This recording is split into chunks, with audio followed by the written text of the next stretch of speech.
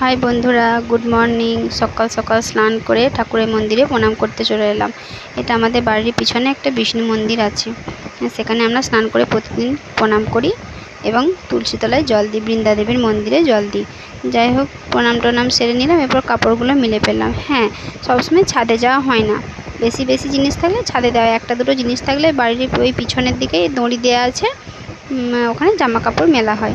জামা কাপড়গুলো মিলে নিলাম। এরপর জামা কাপড়গুলো মিলে নিয়ে মিঠাইকে খাবার খাওয়াবো, তারপর আমরাও এরপর খাবো। তার আগে মাথাটা একটু আঁচড়ে সিঁদুরটা পরে নিই, নাহলে আর হয়ে উঠবে না, আমার এটা হওয়ার সময়টাও আবার পাওয়া যাবে না। যাই হোক, মাথা টাথা ছাড়িয়ে নিলাম, তারপর আবার খাবার নিয়ে চলে এলাম। আমরা সব একসঙ্গেই খাচ্ছি। খাবার খেতে বসে পড়েছি। জলখাবারটা তাড়াতাড়ি করে খেয়ে নিয়ে আবার রান্নার সব জোগাড় করতে হবে। এবার মিঠাইকে স্নান করিয়ে ওকে একটু আদর করছি।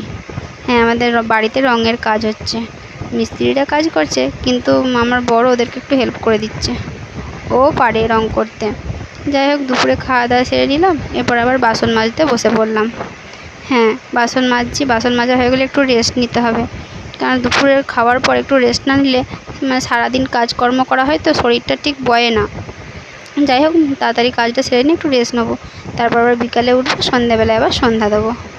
সন্ধ্যা দিচ্ছি, মিঠাই সন্ধ্যা দিতে ভালোবাসে, ও প্রতিদিন শাঁখ বাজায়, ধূপ দেখায়, ও বলে আমিও সন্ধ্যা দেবো। যাই হোক, ওকে নিয়েই সন্ধ্যা জ্বাললাম, প্রদীপ জ্বালালাম। তুলসী মন্দিরে, আমাদের ছাদে যে তুলসী মন্দির আছে ওখানেও দিতে হয়, আবার মাটির ওপরেও ধূপ দেখায়। মাটির ওপরে আমাদের ঠাকুর থাকে, মাটির ঘরও আছে তো,